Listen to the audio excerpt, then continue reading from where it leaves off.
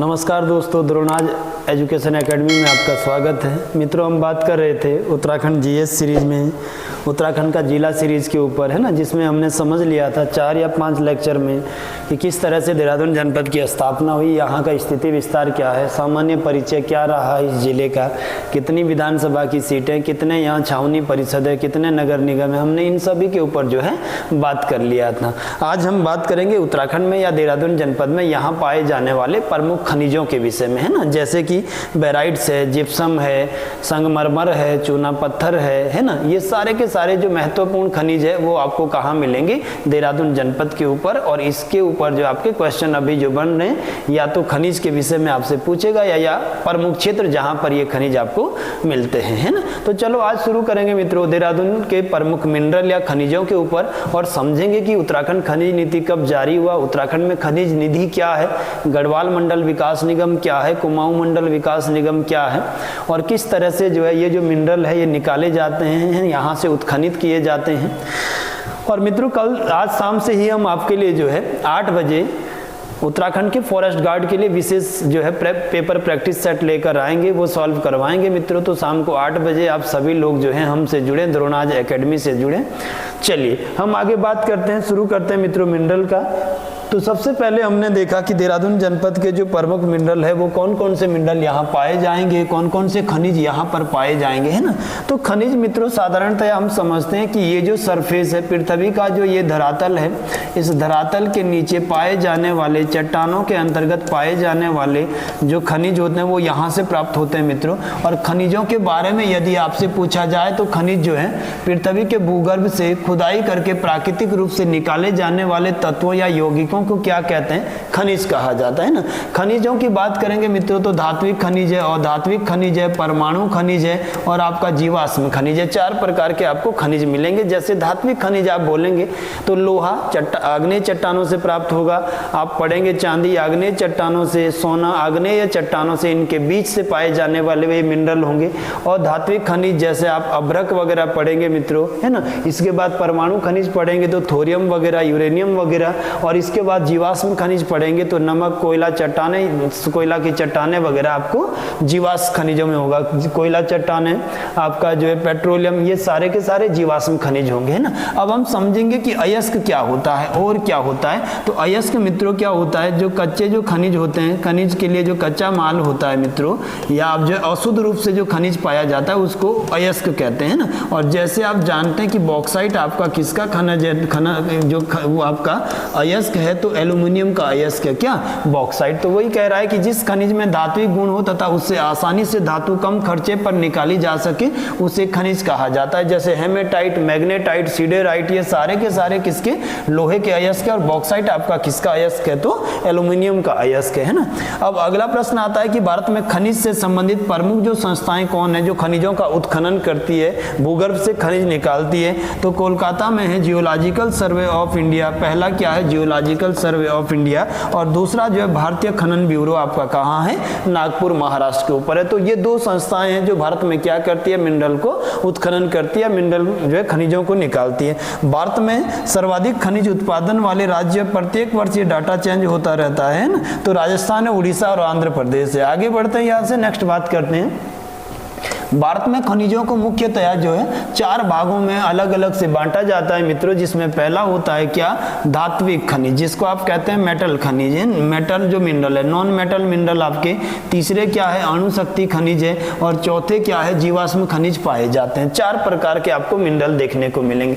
धात्विक खनिज में पहली बात करेंगे लोहा की, ये सारे के सारे आपको मिलेंगे मित्रों किसमें, आग्नेय चट्टानों के अंतर्गत पाए जाते हैं। कहाँ पाए जाते हैं, तो आग्नेय चट्टाने, जिनको आप इग्नियस रॉक कहते हैं और पृथ्वी की सबसे प्राथमिक चट्टाने मानी जाती है ना। इसी में आपको मिलेगा क्या, तांबा, मैग्नीज, टंगस्टन, सीसा, बॉक्साइट, जस्ता, सोना, चांदी, टिन, ये सारे के सारे आपके कौन से खनिज बनते हैं, तो धात्विक खनिज आते हैं। इसके बाद अधात्विक खनिजों में आता है तो पहला है अभ्रक, दूसरा है नमक, तीसरा है चूना, चौथा है एस्बेस्टस, पांचवा है जिप्सम, छठा है इमारती पत्थर, सातवां है संगमरमर, आठवां हीरा आपका। और विभिन्न प्रकार की जो मिट्टियां जैसे सिलिका सैंड वगैरह आप पढ़ते हैं। तो ये नॉन मेटल खनिज है, ये क्या होते हैं, इनको जैसे ही हम आप जो है ये भंगुर होते हैं, अर्थात बहुत जल्दी ही आपका क्या है ये टूट जाते हैं। जबकि जो धात्विक खनिज होते हैं मित्रों, ये धात्विक खनिज क्या होते हैं, इनको आसानी से जो है ये आसानी से टूटते नहीं, अर्थात जो नॉन मेटल होते हैं ये भंगुर होते हैं, ये आसानी से टूट जाते हैं। इसके बाद अणुशक्ति खनिज की बात करेंगे तो अणुशक्ति खनिज में आपका पहला यूरेनियम है, फिर थोरियम है, फिर जिरकॉन है और फिर आपका क्या है बेरिमियम है। अगला जो मिनरल पाया जाता है वो क्या है बेरिमियम है। यहीं पर फॉसिल्स की बात करेंगे तो पहला क्या है कोयला, दूसरा क्या है प्राकृतिक गैस, तीसरा क्या है पेट्रोलियम, चौथा क्या है केरोसिन। ये सारे के सारे क्या है जीवाश्म खनिज है। कौन से खनिज मित्रों, तो जीवाश्म खनिज है ना। यदि हम इसको समझें, इनको देखें तो देखो आप पढ़ते हैं मित्रों, हम जानते हैं कि सबसे पहले क्या था, पृथ्वी जो है, ये पृथ्वी जो अस्तित्व में आया मित्रों, ये कब अस्तित्व में आया, तो लगभग आज से 4.5 अरब वर्ष पहले अस्तित्व में आया। कब आया, तो 4.5 अरब वर्ष पहले जो है ये पृथ्वी आपका क्या है अस्तित्व में आया। अर्थात पृथ्वी की आयु कितना है, तो 4.5 अरब वर्ष है, जो कि जीएस में डायरेक्ट क्वेश्चन आता है ना। हम समझते हैं मित्रों कि आज से 13.07 वर्ष पहले क्या हुआ था, एक छोटा सा जो पिंड था इसमें विस्फोट हुआ था और संपूर्ण ब्रह्मांड का निर्माण हुआ था, अर्थात जो है बिग बैंग हुआ था। क्या हुआ था, बिग बैंग हुआ था। और बिग बैंग के बाद फिर हमने देखा कि लगभग 4.5 अरब वर्ष पहले ही क्या पृथ्वी अस्तित्व में आ गया है ना। और पृथ्वी जब अस्तित्व में आया तो इसमें 6 इराओं की बात करते हैं, 6 महायुगों की बात करते हैं, युगों की या महाकल्प की बात करते हैं, महायुगों की बात करते हैं। और इन 6 महायुगों में यदि हम बात करेंगे तो पहला जो युग है ये आपका आता है इओजोइक एरा, क्या बोलते हैं इसको, इओजोइक महाकल्प। सेकंड हम बात करेंगे मित्रों, ये आता है क्या आर्कियोजोइक महाकल्प। दूसरा क्या आता है आर्कियोजोइक महाकल्प। तीसरे की बात करेंगे तो यह आता है आपका पेलियोजोइक महाकल्प। क्या बोलते हैं इसको, पेलियोजोइक महाकल्प। और ये तीनों ही एरा ऐसे थे, तीनों युग ऐसे थे जिसको हम कहते हैं क्या प्री कैम्ब्रियन युग। क्या कहते हैं मित्रों, तो प्री कैम्ब्रियन युग। और इसमें पृथ्वी पर पहली बार जीवन आया। फिर आपने पढ़ा कि चौथा जो ईरा आया इसको कहते हैं आप क्या पेट्रोजोइक युग। क्या कहते हैं पेट्रोजोइक युग। और यहाँ पृथ्वी में जो जीवन है वो समुद्र से बाहर आकर चट्टानों का निर्माण हुआ था। फिर पांचवा आप पढ़ते हैं मीसोजोइक एरा। कौन सा एरा पढ़ते हैं, तो मीसोजोइक एरा पढ़ते हैं। और यही आप रेप्टाइल्स का काल या डायनासोर का काल कहते हैं। और छठा हम पढ़ते हैं क्या टर्शियरी काल या सिनोजोइक एरा। कौन सा एरा, सिनोजोइक एरा।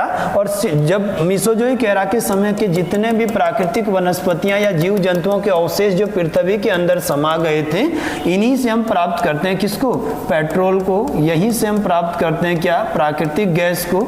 तो ये जो है आपका जीवाश्म जो खनिज हैं वो जीवों के अवशेष हैं। अर्थात जो प्राकृतिक वनस्पतियां मीसोजोइक एरा में धरातल के अंदर समा गई, वहीं से हम प्राप्त करते हैं क्या कोयला को।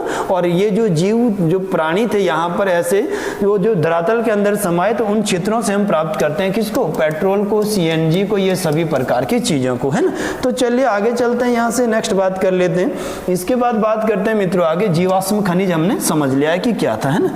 आगे बढ़ते हैं, यहाँ से नेक्स्ट बात करते हैं। अब बात करते हैं कि उत्तराखंड जो है, उत्तराखंड के लिए पहला ही क्वेश्चन आएगा कि उत्तराखंड खनिजों की दृष्टि से किस प्रकार का राज्य है। तो खनिजों की दृष्टि से उत्तराखंड किस प्रकार का राज्य है, मध्यम श्रेणी का राज्य है। कैसा राज्य है मित्रों, मध्यम श्रेणी का, जिसका शाब्दिक अर्थ होता है कि उत्तराखंड में ना तो बहुत ज्यादा मिनरल पाया जाता है और ना ही बहुत कम मात्रा में है। अर्थात ये मध्यम श्रेणी का एक राज्य है। तो मिनरल में सब कैसा राज्य आता है, खनिजों को श्रेणी में तो मध्यम श्रेणी का। और ये आपको बता रहा है कि किस श्रेणी में आता है, तो मध्यम श्रेणी का आपका राज्य है ना। इसके बाद बात करेंगे कि यहाँ के शिवालिक और लघु हिमालय में तथा दोनों में जो है बहुत सारे खनिज पाए जाते हैं, है ना। तो दूसरा ही प्रश्न उसने बोलना है आपसे, सेकंड प्रश्न उसने आपसे करना है कि उत्तराखंड में सबसे ज्यादा जो खनिज पाया जाता है वो कहाँ पाया जाता है। तो इसका जो सही आंसर है आपका वो क्या होना, उत्तराखंड में सबसे ज्यादा जो मिनरल पाए जाते हैं वो कहाँ पाए जाते हैं, लघु हिमालय में। और लघु हिमालय के साथ साथ ये जो दून घाटियां हैं, दून घाटियों में तथा इनके बॉटम में बहने वाली जो नदियां हैं यहाँ पर, और शिवालिक हिमालय में सबसे ज्यादा क्या पाए जाते हैं, मिनरल पाए जाते हैं। तो अगला उसने आपसे प्रश्न पूछना है, पहला वो बोलेगा कि उत्तराखंड उत्तराखंड मिनरल के आधार पर कैसा राज्य है, तो हम जवाब देंगे सर मध्यम श्रेणी का राज्य, बहुत ज्यादा भी नहीं होता और बहुत कम मात्रा में भी यहाँ खनिज नहीं है। दूसरा हम पढ़ेंगे कि किस कहाँ पर सबसे ज्यादा मिनरल पाया जाता है, तो लघु हिमालय में, दून क्षेत्रों में और यहाँ के शिवालिक क्षेत्र में सबसे ज्यादा क्या पाए जाते हैं, मिनरल पाए जाते हैं ना। ये आपका देख रहे हैं मित्रों, आपकी ये महान हिमालय हिमाद्री वाला पार्ट है, फिर इसके नीचे आपका लघु हिमालय है, फिर आपका इसके नीचे दून भाबर का बेल्ट है और ये आपका शिवालिक हिमालय। तो ये सारे के सारे क्षेत्र है जहां उत्तराखंड में आपको क्या मिलेंगे, खनिज देखने को मिलेंगे, है ना। अब अगला ही आपके लिए प्रश्न बनाएगा कि उत्तराखंड राज्य में खनिजों की खोज सर्वेक्षण हेतु कौन से विभाग की स्थापना की गई, तो भूतत्व एवं खनिज कर्म निदेशालय किसकी स्थापना की गई मित्रों, तो भूतत्व एवं खनिज कर्म निदेशालय उत्तराखंड का ऐसा संस्थान है जो यहाँ खनिजों के लिए क्या है, रेस्पॉन्सिबल है, खनिजों को निकालने के लिए। और 1955 में हमने इसकी स्थापना किया था। कब स्थापना किया था, 1955 में इसकी स्थापना किया था, है ना। तो चलो यहाँ से आगे बढ़ते हैं, नेक्स्ट बात करते हैं। अगला बात करते हैं कि उत्तराखंड राज्य में स्टेट जो मिनरल पॉलिसी है, खनिज नीति है, ये क्वेश्चन मित्रों बहुत बार आपके लिए आता है। ये कब जारी हुआ था, तो 4 अप्रैल 2001 को उत्तराखंड राज्य ने अपनी खनिज नीति जारी किया था। कब जारी किया था, 4 अप्रैल 2001 को। सीधे प्रश्न आपसे बनता है कि उत्तराखंड राज्य ने अपनी खनिज नीति जारी कब किया, है ना। राज्य सरकार ने 4 अप्रैल 2001 को राज्य खनिज नीति की घोषणा की, अर्थात प्लान पेश किया कि किस तरह जो है मिनरल का हम यहाँ पर जो है मिनरल को उत्खनन करेंगे। इस नीति के अनुसार वन क्षेत्रों में स्थित खदानों के लिए खनन कार्य जो है वो उत्तराखंड वन विकास निगम के द्वारा किया जाएगा, जिसकी स्थापना कब की गई, 1 अप्रैल 2001 को। जरा समझना इस बात को। ये जो खनन पॉलिसी आया मित्रों हमारा कितने तारीख को, 4 अप्रैल 2001 को। उत्तराखंड बनने के बाद अगले ही साल उत्तराखंड में अपनी राज्य खनिज नीति जारी किया और बहुत बार ये क्वेश्चन छपता है पेपर में, ध्यान रखना, है ना। इसके बाद ये कह रहा है कि ये जो आपका वनों वाले एरिया है उत्तराखंड में, ये जो फॉरेस्ट कवर है आपका, ये जो वन पाए जाते हैं, जंगल पाए जाते हैं, इन जंगलों में यहाँ पर इनके अंतर्गत जो हमें मिनरल मिलता है ना, यहाँ पर मान लीजिए लोहा या कोई भी खनिज हमें प्राप्त होता है इन जो जंगल में, है ना, वनों में। तो यहां से ये जो मिनरल निकालने का कार्य करेगी वो कौन करेगी, उत्तराखंड या उत्तरांचल वन विकास निगम। कौन करेगा, तो उत्तरांचल वन विकास निगम करेगा। कौन करेगा, उत्तराखंड वन विकास निगम, जो बना था कब, तो आपने पढ़ा सर 1 अप्रैल 2001 को इसकी स्थापना हुई उत्तराखंड वन विकास निगम की। तो समझिएगा इसको, जब भी आपसे पूछेगा कि यदि वनीय क्षेत्रों से जो फॉरेस्ट एरिया है वहां से आपने कोई मिनरल निकालना है, तो उसको निकालने का जो जवाबदेही है, उसको जो निकालेंगे वो कौन निकालेगा, उत्तराखंड वन विकास निगम। और इसकी स्थापना आपने करी 1 अप्रैल 2001 को, है ना। यदि इसके बाद ये कह रहा है कि यदि किसी राजस्व ग्रामों के पास से कोई जो है खनिज निकालना है, मान लीजिए मित्रों ये वाला एरिया, ये वनीय क्षेत्र है, यहीं पर आगे जाकर ये कोई गांव बसा हुआ है, कोई बस्ती बसा हुआ है, और इस गांव के बगल में मान लीजिए यहाँ चूना पत्थर की खान आपको मिला है। किसका खान, माइन मिला है, तो चूना पत्थर का। अब वो कह रहा है कि यहाँ से जो खनन करने का जवाबदेही है, यहाँ जो मिनरल निकालने का काम करेंगे, ये मिनरल निकालने का काम करेंगे गढ़वाल में, इसके लिए इसका कार्य करेगा गढ़वाल मंडल विकास निगम। और कुमाऊं क्षेत्र में यहां से खनिज निकालेगा कौन, कुमाऊं मंडल विकास निगम। और दोनों की स्थापना पेपर में पूछी गई है। 31 मार्च 1976 को यह स्थापित किया गया मित्रों।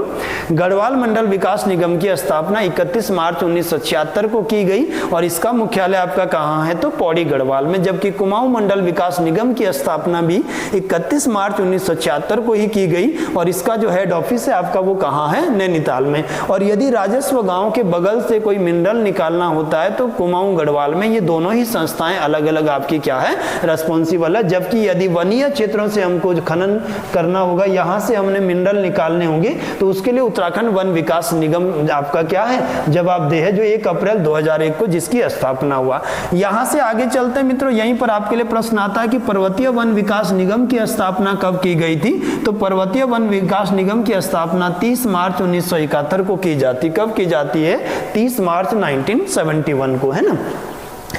अब आगे बढ़ते हैं। ये जो उत्तराखंड की खनिज नीति है, इसी के अंतर्गत एक खनिज निधि बनाई गई है, एक कोष बनाया गया है ना। और इस खनिज निधि में सरकार के द्वारा जो है हम हर समय क्या 5% जो राजस्व है, जो खनन से या खनिजों से राजस्व प्राप्त होता है, उसका 5% इस निधि में आपका क्या है जमा कर दिया जाता है। तो इसी के साथ ही खनिज निधि की स्थापना की गई है ना। तो हमने पढ़ा कि उत्तराखंड राज्य की एक खनिजों की दृष्टि से कैसा राज्य है, तो मध्यम श्रेणी का राज्य है। फिर वो प्रश्न पूछेगा कि उत्तराखंड में सबसे ज्यादा खनिज किस क्षेत्र में पाए जाते हैं, तो आपने मित्रों जवाब देना है कि लगभग लघु हिमालय में, इसके साथ साथ इसके साथ साथ आपका दून क्षेत्रों में तथा शिवालिक क्षेत्रों में भी यहाँ पर खनिज पाए जाते हैं। इसके बाद अगला क्वेश्चन पूछेगा मित्रों वो कि उत्तराखंड की जो खनिज नीति वो कितने तारीख में, 4 अप्रैल 2001 को। फिर पूछेगा उत्तराखंड वन विकास निगम की स्थापना कब हुई, 1 अप्रैल 2001 को। और यदि वनीय क्षेत्रों से, फॉरेस्ट क्षेत्रों से खनिज निकालना है तो उसके लिए रिस्पॉन्सिबल है। फिर आपको पूछेगा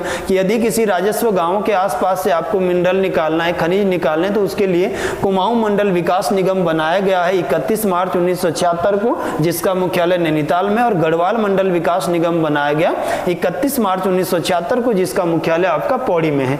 इसके बाद पर्वतीय विकास निगम उत्तराखंड में कब बना था, तो 30 मार्च 1971 को पर्वतीय विकास निगम की क्या होती है स्थापना। और इसी खनिज नीति के तहत हमने क्या बना रखा है, एक खनिज जो है आपका निधि या खनिज कोष बना रखा है, जिसमें सरकार जो है अपने टोटल आय में जो है 5% यहाँ पर क्या है जमा करता है। आगे बढ़ते हैं, यहाँ से नेक्स्ट बात करते हैं। अगला है देहरादून जनपद में मिलने वाले प्रमुख खनिज, वो महत्वपूर्ण खनिज मित्रों जो कहाँ पाए जाते हैं देहरादून के अंतर्गत। देखिए जब हम group C, UK SSS, UK PSC के पेपर देते हैं तो सीधा ही प्रश्न बनता है कि निम्न में से कौन सा खनिज कहाँ पाया जाता है और वो क्यों महत्वपूर्ण है, किन किन क्षेत्रों में मिलता है। तो सबसे पहले हम बात करेंगे मित्रों देहरादून में चूना पत्थर के बारे में। किसके बारे में, चूना पत्थर या लाइमस्टोन के बारे में, जिसको हम कहते हैं क्या कैल्शियम कार्बोनेट, और इसका जो है सूत्र होता है CaCO3 है ना। अब समझेंगे मित्रों, यदि चूना पत्थर के बारे में आपको समझना है तो चूना पत्थर जो हमें मिलता है ये अवसादी चट्टानों में पाया जाता है। कैसी चट्टानों में पाया जाता है, तो सेडिमेंट्री रॉक्स में पाया जाता है। अवसादी चट्टानों के अंतर्गत हमें क्या मिलता है, तो चूना पत्थर पाया जाता है ना। और चूना पत्थर पहला प्रश्न आपसे बोलेगा कि किन चट्टानों में मिलता है, तो अवसादी चट्टानों में है ना। और इसी लाइमस्टोन के बारे में जानते हैं कि देहरादून जनपद में ये आखिर किन किन क्षेत्रों में मिलता है, कैल्शियम कार्बोनेट आपका है ना। तो उत्तराखंड राज्य में सर्वाधिक जो चूना पत्थर है मित्रों, ये सर्वाधिक चूना पत्थर आपको मिलता है कहाँ, देहरादून जनपद में। इसमें पहला रैंक किसका है, देहरादून का, फिर टिहरी गढ़वाल का, पौड़ी गढ़वाल और चमोली में मिलता है। ये आपको दिख रहा है मित्रों सामने कि ये क्या है आपका चूना पत्थर है ना। तो सबसे ज्यादा किस जिले में, देहरादून में है ना। इसका जो रासायनिक नाम है कैल्शियम कार्बोनेट, सूत्र पूछेगा CaCO3 लगाना। और ये किस प्रकार की चट्टानों में मिलता है मित्रों, तो मैंने आपको अभी बोला कि ये सेडिमेंट्री रॉक्स में मिलता है। कहाँ पाया जाता है, अवसादी चट्टानों में है ना। अब देहरादून जनपद के वो महत्वपूर्ण स्थान मित्रों जहां ये पाया जाता है, इन पर चर्चा कर लेते हैं। और यही आपके लिए पेपरों में आजकल ज्यादा बनता है। तो सबसे पहले कालसी के पास स्थित मंदराम और बाराकोट क्षेत्र में ये जो है आपका पाया जाता है ना। दूसरा बात करेंगे तो देहरादून के डोईवाला के आसपास के क्षेत्रों में भी आपका क्या पाया जाता है, तो चूना पत्थर पाया जाता है। इसके बाद ऋषिकेश के पास नीलकंठ में और पठरानु नाम की जगह पर भी हमें क्या मिलता है मित्रों, तो चूना पत्थर यहाँ भी पाया जाता है। तथा बेली और भड़ासी गांव दोनों ही ऋषिकेश के आसपास के क्षेत्र हैं। ये भी क्यों फेमस है देहरादून जनपद में, तो लाइम स्टोन के लिए, चूना पत्थर के लिए फेमस है ना। तो उत्पादक क्षेत्र कालसी के आसपास का मंदराम और बाराकोट क्षेत्र है, साथ में डोईवाला के आसपास है ऋषिकेश का नीलकंठ और पठरानु क्षेत्र है, और साथ में बेली और भड़ासी गांव है। इन सभी जगहों पर हमें क्या मिलता है, तो चूना पत्थर मिलता है।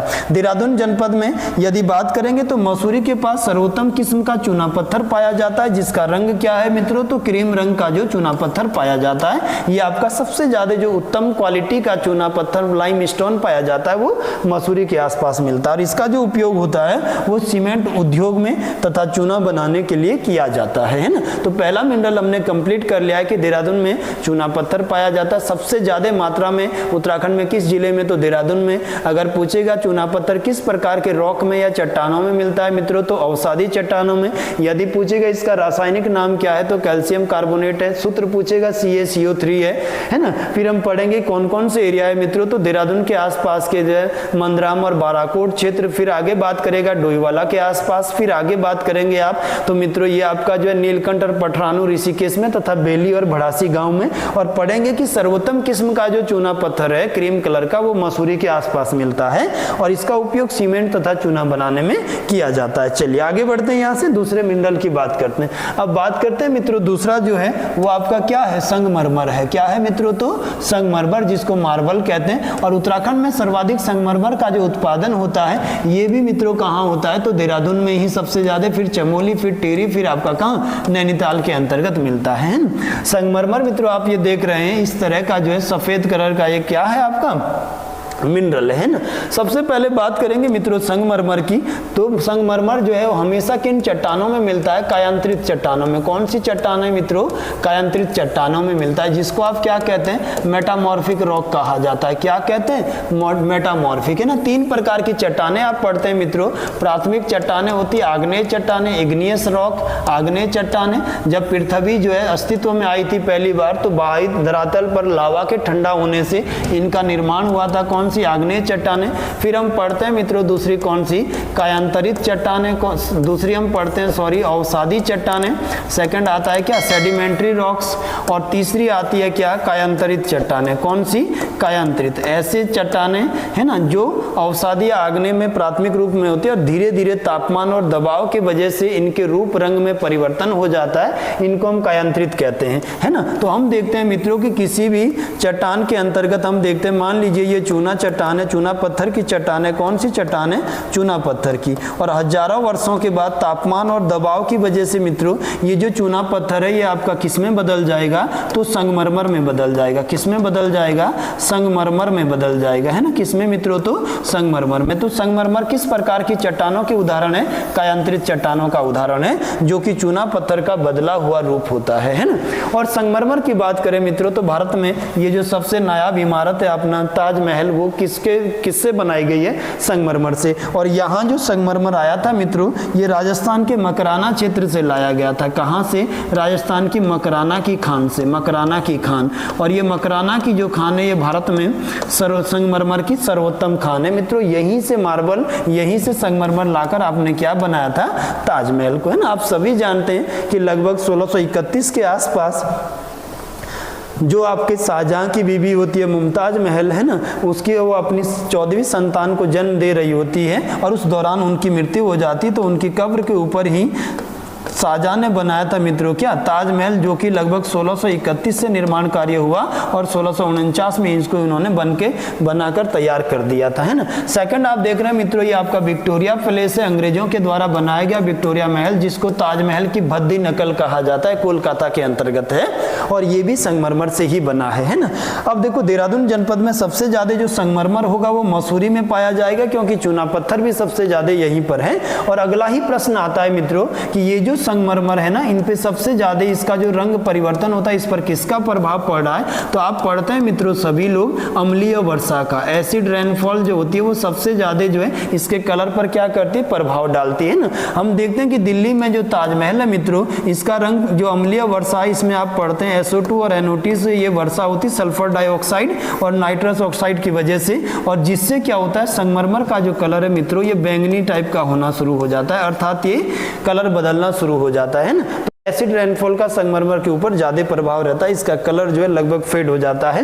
तो ये सेकंड हमने मिनरल पढ़ा, दूसरा खनिज पढ़ा देहरादून जनपद का, जो क्या है, संगमरमर सबसे ज्यादा मसूरी के आसपास पाया जाता है ना। सबसे एडवांस जो जिला है संगमरमर के उत्पादन में वो आपका देहरादून है। और आगे बढ़ते हैं मित्रों, अगले मिनरल की बात करते हैं इसके बाद, है ना। अगली बात करते हैं रॉक फास्फेट की। किसकी बात करेंगे, रॉक फास्फेट। और ये आपको सामने दिख रहा है मित्रों कि रॉक फास्फेट इस प्रकार का एक चट्टानी खनिज है, इस तरह का एक मिनरल है जो आपको सामने दिखाई दे रहा है ना। अब रॉक फास्फेट में बात करेंगे, उत्तराखंड में सर्वाधिक रॉक फास्फेट जो होता है मित्रों, ये आपका कहां, तो ये भी इसमें पहला रैंक देहरादून जिले का है, फिर टेरी का है, फिर आपका किसका है, नैनीताल का आता है ना। देहरादून जनपद के प्रमुख रॉक फास्फेट उत्पादक क्षेत्र पूछे जाते हैं तो ये मसूरी में मिलता है, दुर्माला क्षेत्र में मिलता है, किमोई नामक क्षेत्रों में मिलता है, मसराना में ये पाया जाता है, मालदेवता में मिलता है और चामासारी में, है ना। ये सारे के सारे स्थान जिसमें दुर्माला को याद रखना है, किमोई को याद रखना है, मसराना को याद रखना है। ये 3 महत्वपूर्ण क्षेत्र मित्रों जहां उत्तराखंड में या देहरादून जनपद में क्या कौन सा मिनरल हमें मिलता है, रॉक फॉस्फेट नाम का खनिज पाया जाता है ना। और रॉक फॉस्फेट की यदि बात करेंगे तो फर्टिलाइजर जो इंडस्ट्री है ना, उर्वरक जो उद्योग है, कोल फॉर्मेशन में, कोयला को शुद्ध करने में तथा अम्लीय मृदा के उपचार में इसका प्रयोग किया जाता है ना। अब हम समझेंगे मित्रों कि ये जो कोयला है, यदि कोयले की बात करेंगे मित्रों, आप कोयले की बात करेंगे तो कोयला हमेशा किस में आता है, कोयला जो पाया जाता है ये अवसादी चट्टानों में मिलता है। किस में मिलता है, अवसादी चट्टानों में मिलने वाला एक खनिज है मित्रों क्या, कोयला है ना। और कोयले की अगर आपसे किस्में पूछेगा कि कितने प्रकार का होता है कोयले की किस्में, तो इसकी 4 किस्में होती है जिसको आप अल्फाबेटिक क्रम में रख सकते हैं, ए, बी, एल और पी। ए से मित्रों बनता है क्या, एंथ्रेसाइट, और एंथ्रेसाइट आपका सबसे उत्तम कोटि का कोयला होता है। बी से बनता है मित्रों क्या, बिटुमिनस, दुनिया में सबसे ज्यादा मात्रा में जो कोयला पाया जाता है उसको बिटुमिनस कहते हैं। एल से आपका बनता है मित्रों क्या, लिग्नाइट, और ये तीसरे प्रकार का कोयला है। और चौथा मित्रों आपका बनता है क्या, पीट, और पीट सबसे घटिया किस्म का कोयला पाया जाता है। तो ये जो कोयला है मित्रों, इनके फॉर्मेशन में, इनको शुद्ध करने में हम यूज करते हैं किसका, रॉक फॉस्फेट का। इसके बाद अम्लीय मृदा के उपचार में, है ना। हम समझते हैं मित्रों कि ये जो मिट्टी होता है आपका, ये जो मृदा होता है आपका, ये जो मृदा है, ये मृदा क्या होता है, इसका जो है पीएच वैल्यू होता है मित्रों, ये लगभग आपका 5.4 से लेकर 6.4 के बीच होता है ना।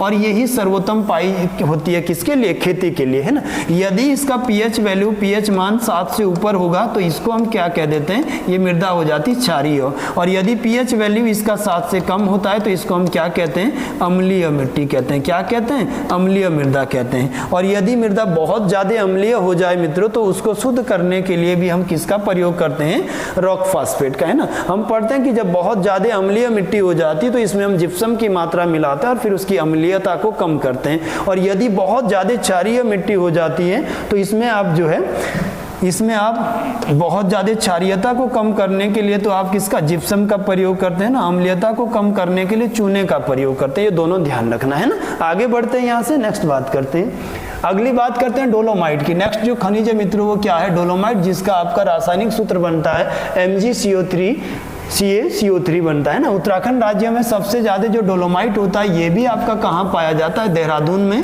फिर दूसरा रैंक किसका है, टिहरी का, और तीसरा किसका है, पिथौरागढ़ का। डोलोमाइट मित्रों इस तरह का जो है चूना पत्थर की तरह ही आपका ये क्या है, खनिज है ना। और इसका उपयोग बोलेंगे तो पोर्टलैंड सीमेंट बनाने में, प्लास्टर ऑफ पेरिस बनाने में और तेजाब के निर्माण में किया जाता है। अब समझते हैं डोलोमाइट के विषय में थोड़ा सा। देखो क्या होता है, यदि आपका ये कोई चूना चट्टान है, कौन सी चट्टान है मित्रों, चूना की चट्टान है। और चूना चट्टानें हमेशा अवसादी चट्टानें होती है। कौन सी चट्टान है, चूना चट्टान है। और चूना चट्टानों में याद रखेंगे, यदि 10% तक मैग्नीशियम की मात्रा पाई जाए, किस खनिज की, किस धातु की मैग्नीशियम की मात्रा पाई जाए, तो फिर ये जो चूना चट्टान होती है 10% जब इसमें मैग्नीशियम होगा तो ये चूना चट्टान न कहकर इसी को हम क्या कह देते हैं, डोलोमाइट कह देते हैं। क्या कह देते हैं इस खनिज को, फिर डोलोमाइट। तो जब भी चूना चट्टानों में, चूना पत्थरों के बीच में 10% तक जो है आपका मैग्नीशियम धातु पाई जाती है तो फिर वो चूना पत्थर न कहलाकर इसी का नाम हम क्या दे देते हैं, डोलोमाइट। और यहीं से क्वेश्चन आता है मित्रों कि बताओ शुद्ध डोलोमाइट क्या होता है। तो शुद्ध डोलोमाइट की बात करेंगे तो जब इन चूना चट्टानों में 45% से अधिक मैग्नीशियम पाया जाता है, कौन सी धातु, मैग्नीशियम धातु पाई जाती है, तो फिर इसी को हम क्या कहते हैं, शुद्ध डोलोमाइट कहते हैं ना। तो डोलोमाइट जो खनिज है ना मित्रों, ये आपका चूना पत्थर के साथ ही मिलता है। और मैग्नीशियम की मात्रा जब 10% से अधिक होगी चूना पत्थर में, चूना चट्टानों में, तो फिर आपका क्या कहलाता है, वो डोलोमाइट कहलाता है ना। आगे बढ़ते हैं, यहाँ से नेक्स्ट बात करते हैं। अगला है मित्रों बेराइट्स, या इसी को आप कहते हैं बेरियम। बेराइट्स या अगला मित्रों बात करेंगे। इसके बाद बेराइट्स अगला खनिज है जिसको कहते हैं बेरियम सल्फेट, जिसका आपका रासायनिक सूत्र है क्या, BaSO4। बहुत ही इंपॉर्टेंट धातु है मित्रों, आपने याद रखना है बेराइट्स को, आपने याद रखना है इसके साथ ही मैग्नेसाइट को, है ना। तो मैग्नेसाइट जो पाया जाता है मित्रों, ये मैग्नेसाइट सबसे ज्यादा पाया जाता है कहाँ, अल्मोड़ा के अंतर्गत। भारत में सबसे ज्यादा कहाँ मिलता है, उत्तराखंड में, सॉरी अल्मोड़ा में। और भारत में आपकी बात करेंगे तो तमिलनाडु सबसे ज्यादा मैग्नेसाइट उत्पादित करता है। जबकि बेराइट बेराइट्स जो है वो बेराइट्स सबसे ज्यादा देहरादून में मिलता है और एकमात्र लगभग इकलौता जिला है जहां बेराइट्स पाया जाता है। कई बार क्वेश्चन बनता है इसका केमिकल नेम क्या है, तो बेरियम सल्फेट है, BaSO4 इसका सूत्र है। और ये आप देख रहे हैं मित्रों इस तरह की बनी हुई ये धातु होता है बेराइट्स। इसके 3 अलग अलग कलर हमको दिखाई देते हैं। क्लियर है ना सभी को? तो बेराइट से आपका देहरादून डिस्ट्रिक्ट के प्रश्न बनते रहते हैं ना। तो एकमात्र डिस्ट्रिक्ट जहां बेराइट्स मिलता है, उत्तराखंड में बेराइट्स केवल देहरादून जनपद में ही मिलता है मित्रों, ये ध्यान रखिएगा, इसीलिए पूछा जाता है। मैग्नेसाइट पूछेगा तो वो देहरादून में नहीं, आपका अल्मोड़ा में मिलता है। इस खनिज का रंग सफेद, लाल या चमक काचोपम होता है। ये देखिए मित्रों आप इसके 3 कलर मैंने बोला आपको अलग अलग कलर दिखाई देते हैं। यह चूना पत्थर के साथ साथ उनके बीच में धारियों के रूप में मिलता है ना। यदि हम बात करेंगे मित्रों चूना पत्थर की चट्टानों की, इस तरह की अवसादी चट्टानों की, तो इन चूना पत्थर के साथ इस तरह से आपका धारियों के रूप में इस तरह से मिलता है हमें क्या, बेराइट्स नाम का खनिज है ना। इसके बाद बात करते हैं मित्रों कि भारत का आंध्र प्रदेश राज्य जो है बेराइट्स का सबसे बड़ा उत्पादक है। और आंध्र प्रदेश की मांगपेटम की खान, कौन सी मित्रों, तो मांगपेटम खान भारत की सबसे बड़ी बेराइट्स की खान है। कहाँ की, बेराइट्स की। तो बेराइट्स में पहला रैंक है आंध्र प्रदेश का और उत्तराखंड में पहला रैंक है। देहरादून जिले का इकलौता जो जनपद है जहां आपको बेराइट्स मिलता है। मैग्नेसाइट में जो रैंक आता है सबसे ज्यादा वो किसका आता है, तो मैग्नेसाइट सबसे ज्यादा अल्मोड़ा में मिलता है। और यदि बात करेंगे भारत में तो मैग्नेसाइट में तमिलनाडु का पहला रैंक आता है ना। तो आगे बढ़ते हैं मित्रों, यहाँ से बेराइट्स आपने क्लियर कर लेना है। नेक्स्ट बात करते हैं आगे, अगली बात करते हैं जिप्सम की। किसकी बात करते हैं, जिप्सम की। और जिप्सम को यदि आप बोलेंगे मित्रों तो इसका नाम है कैल्शियम सल्फेट डाइहाइड्रेट। क्या नाम है, कैल्शियम सल्फेट डाइहाइड्रेट की बात करेंगे ना, जिसका जो सूत्र है वो आपका बनता है CaSO4 × 2H2O। सूत्र क्या बनता है, तो CaSO4 × 2H2O। तीनों ही चीजें पूछ लेता है, या तो उसका जो है नाम पूछ लेगा कैल्शियम सल्फेट डाइहाइड्रेट, या पूछ लेगा जिप्सम के बारे में मित्रों, या पूछेगा इसका सूत्र क्या है, तो CaSO4 × 2H2O। यदि आप मित्रों देखेंगे इसका इमेज तो इस तरह दिखने वाला एक खनिज है आपका क्या, जिप्सम। आपको इस तरह का दिखने वाला एक खनिज है, ये आप सामने देख रहे हैं इस तरह का, ये क्या है, एक जो है मेटल है। देहरादून जिले में हम पढ़ेंगे कि जिप्सम उत्पादन के जो प्रमुख क्षेत्र है मित्रों, ये आपका मसूरी के पास में धपीला, क्यारकुली और भट्टा गांव, भट्टाफाल के आसपास 3 महत्वपूर्ण इसके क्षेत्र है। धपीला, इनमें से आपको याद रखना है कि धपीला क्षेत्र जो है किस खनिज के लिए फेमस है, तो जिप्सम के लिए। इसका जो उपयोग होगा मित्रों, तो सबसे ज्यादा जो इसका उपयोग होता है वो सीमेंट बनाने में होता है। किसमें होता है, सीमेंट बनाने में। और उत्तराखंड में सबसे ज्यादा जो सीमेंट की फैक्ट्री मित्रों लगी हुई है, ये आपके किस जिले में है, तो देहरादून जिले में ही लगी हुई है। कहाँ लगी हुई है, तो देहरादून जनपद में सर्वाधिक फैक्ट्रियां हैं ना। और सबसे ज्यादा जिप्सम का उपयोग हम किस में करते हैं, आपका सीमेंट बनाने में, फिर गंधक के निर्माण में और अमोनियम सल्फेट को बनाने में है ना। इसे हम देखेंगे मित्रों, इसके नाम पूछे जाते हैं तो हरसौंठ भी कहा जाता है, सेलेनाइट के नाम से इसको जाना जाता है। और अगली बात करेंगे तो अलाबास्टर भी कहते हैं हम किसको मित्रों, तो जिप्सम को। तीनों ही नाम याद रखने, अलाबास्टर, सेलेनाइट और हरसौंठ। इसमें मित्रों आपका जो सेलेनाइट इसका उपनाम है, कौन सा उपनाम है, सेलेनाइट। ये आपका पेपर में पूछा गया है कि कौन सा खनिज या कौन सा धातु जो है आपका सेलेनाइट के उपनाम से जाना जाता है ना। अब यह नमक की खानों में तथा समुद्र के खारे पानी को सुखाने से भी कुछ मात्रा में आप किसको प्राप्त करते हैं, तो जिप्सम को। और भारत में राजस्थान राज्य में सबसे ज्यादा किसका उत्पादन होता है मित्रों, तो जिप्सम का। हमने समझा कि बेराइट सबसे ज्यादा देहरादून जिले में, और यदि भारत में बात करेंगे तो आंध्र प्रदेश में। और यहाँ की प्रमुख खान है मांगपेटम की खान है ना। वहीं पर हमने समझा कि मैग्नेसाइट जो है वो सबसे ज्यादा उत्तराखंड के अल्मोड़ा जिले में, झिरोली की खान वगैरह अभी आगे पढ़ेंगे मित्रों उसको। और भारत में यदि बात करेंगे तो सबसे ज्यादा जो होता है वो आपका कहाँ, तमिलनाडु के अंतर्गत होता है। वहीं बात करेंगे जिप्सम की, तो जिप्सम को अगर बात करेंगे मित्रों तो उत्तराखंड में, देहरादून जिले में सबसे ज्यादा।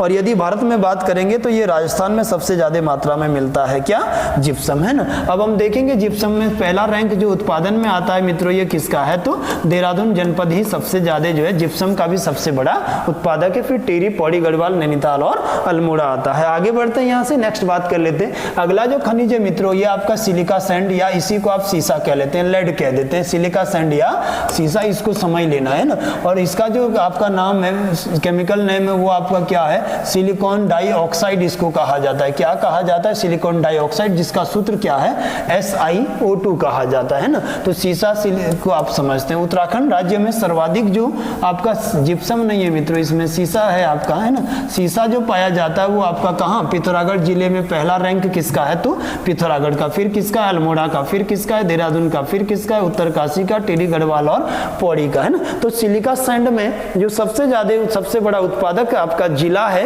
वो पिथौरागढ़ है मित्रों। इसमें देहरादून का तीसरा चौथा रैंक आता है। और इस तरह का मित्रों एक खनिज होता है आपका क्या, सिलिका सैंड, ये आप देख रहे हैं सामने, है ना। अब बात कर लेते हैं कि देहरादून के प्रमुख सीसा उत्पादक क्षेत्र कौन कौन से हैं। तो ये टॉन्स वैली है, टॉन्स नदी है, और यहाँ का कुमा बुरोला और मुगोला क्षेत्र मित्रों छपेगा पेपर में, मैं आपको बता रहा हूँ, ये याद कर लेना कि टॉन्स वैली का ही कुमा बुरोला और मुगोला क्षेत्रों में सबसे ज्यादा हमें क्या मिलता है, सिलिका सैंड मिलता है। क्या मिलता है, सिलिका सैंड, जिसका केमिकल नेम क्या है, सिलिकॉन डाइऑक्साइड SiO2, है ना। आगे बढ़ते हैं, यहाँ से अगली बात कर लेते हैं मित्रों। नेक्स्ट बात करते हैं गंधक या माक्षिक की, जिसको आप कहते हैं सल्फ्यूरिक अम्ल कहा जाता है। सूत्र आपका क्या है, H2SO4 है मित्रों। क्या है, तो H2SO4, है ना। आपका केमिकल नेम इसका क्या आ जाएगा, तो सल्फ्यूरिक अम्ल, और गंधक या माक्षिक भी इसी को कहा जाता है ना। अब प्रश्न आता है कि उत्तराखंड राज्य में सबसे पहले जो गंधक की खोज की गई थी मित्रों, ये जो गंधक आपको सबसे पहले मिला था उत्तराखंड राज्य में, आपके लिए पूछा भी गया है, ये कहाँ प्राप्त हुआ। तो आप देख रहे हैं कि सर्वप्रथम 1957 में चमोली के नंद प्रयाग के आसपास, कहाँ मित्रों, तो चमोली में। कहाँ मिला सबसे पहले, तो चमोली में। और यहाँ भी कहाँ पर, तो नंद प्रयाग वाले क्षेत्र में मित्रों। कहाँ पर, नंद प्रयाग, जहाँ नंदाकिनी नदी आती है। यहाँ से लगभग जो है 51 किलोमीटर दूरी पर एक मित्रों छोटी सी नदी यहाँ बहती, जिसका नाम क्या है, रूपगंगा नदी है। कौन सी नदी मित्रों, तो रूपगंगा नदी। और ये जो रूपगंगा नदी है ना, इसके बॉटम पर एक गाँव है मित्रों, और इस गाँव का नाम क्या है आपका, तो सुदौला गाँव लिखा गया है। किस गांव में, तो सुदौला गांव में। यहाँ सबसे पहले उत्तराखंड में क्या मिला मित्रों आपको, तो गंधक खनिज मिला था। और ये गंधक खनिज कब मिला था, तो 1957 में पहली बार उत्तराखंड में। किस जगह पर, तो नंद प्रयाग में, रूपगंगा घाटी के सुदौला गांव के पास जो है हमें पहली बार मित्रों क्या मिला, खनिज आपका गंधक मिला था, है ना। और यदि हम बात करेंगे मित्रों इसके बारे में, यदि हम देखेंगे तो देहरादून के सहस्त्रधारा जलप्रपात में भी आपको किसकी मात्रा मिलती है, तो गंधक की मात्रा मिलती है। और कहते हैं कि ये जो गंधक होता है मित्रों, ये सहस्त्रधारा के पास आपको गंधक दिख रहा है, ये आपका चर्म रोगों के लिए महत्वपूर्ण होता है। किसके लिए, चर्म रोग, स्किन के जो भी रोग होते हैं, यदि आप गंधक के पानी से स्किन को धोएंगे, साफ करेंगे, तो उससे जो है मुक्ति मिल जाता है, वो समाप्त हो जाते हैं ना। और ये आप देखते हैं मित्रों कि गंधक इस तरह का एक मिनरल होता है। ये आपका गंधक है, सबसे पहले रूपगंगा घाटी में मिला, यहाँ के सुदौला गाँव के पास स्फटिक की शिलाओं में पहली बार गंधक का खोज हुआ। समय क्या था, 1957 का। रूपगंगा घाटी कहाँ है, चमोली जिले के नंद प्रयाग में, ये ध्यान रखते हैं ना।